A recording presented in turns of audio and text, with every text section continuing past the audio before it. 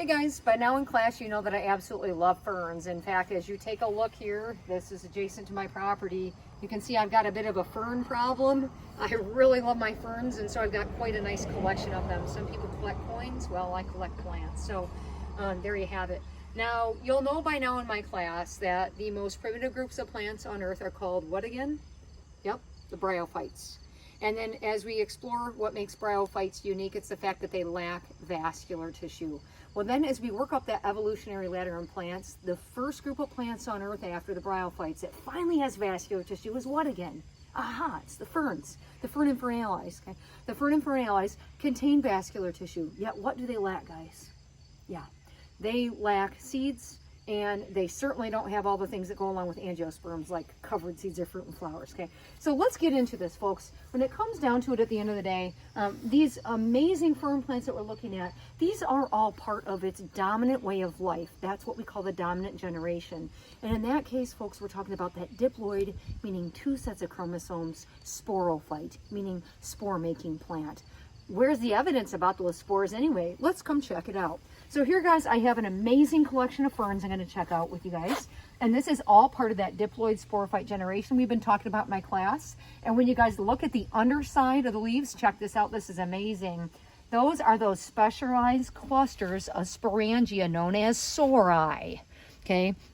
Again, the Sori are these amazing clusters of specialized sporangia in ferns that obviously then release those spores. And in fact, these things are making so many spores right now, it's insane. Look at that. Look at my fingers. You guys can just see it. I'm trying to be gentle with them still, but look at that, guys. This gives you a real good idea here with what I'm talking about as far as this life cycle then. So I just released the spores, the products of meiosis. These will fall in the dirt and then do what? They'll germinate to become what phase?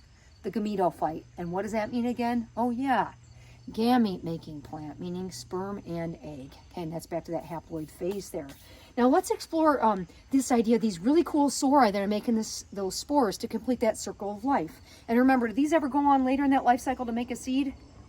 They don't do that. So here you guys can see what these look like in this fern here. As you look up and down my fern row, I've got amazing things going on, okay? This is one of my ultimate favorites here. Not a lot going on the main here, but let's go next door. Wow, guys, look at the nice spores on that. Okay, this is going to be a nice Japanese painted variety right next door. And when you guys take a look at this, you know, this is like this one just had its birthday and is celebrating. I mean, it's hard to find that much sporulation behind a fern ever. Look at all that, folks. Again, to compare and contrast, I'm going to put what it looks like on the top side right here and the underside, guys, just to show you how hammered they are with spores. And again, I can attempt to rub some of these off. They're not quite at that stage of wanting to really be dispersed just yet, okay? But bear that in the back of your mind. That's, again, this is a much more advanced group of plants because they have vascular tissue, true leaves, true roots, and all that great stuff, but they don't make seeds yet. So, hey, what's this then? Elisa's saying these things don't make seeds, so what in the world is this? That's an excellent question, because to the people that don't have the trained eye when it comes to botany, they'd say, hey, those look like seeds to me. I think Elisa's lying.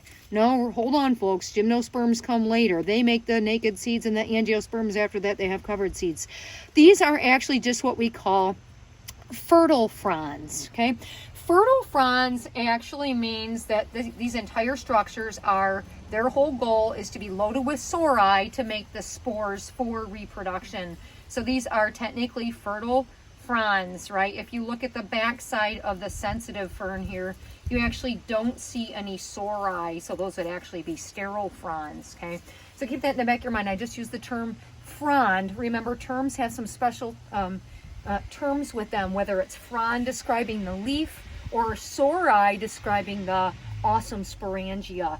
And they have those really neat horizontally growing stems called rhizomes that we sometimes get to see depending on what you're doing with your fern plant. So again, amazing plants, ancient, very important historically, and to this day there are a lot of other amazing uses for ferns beyond what meets the eye.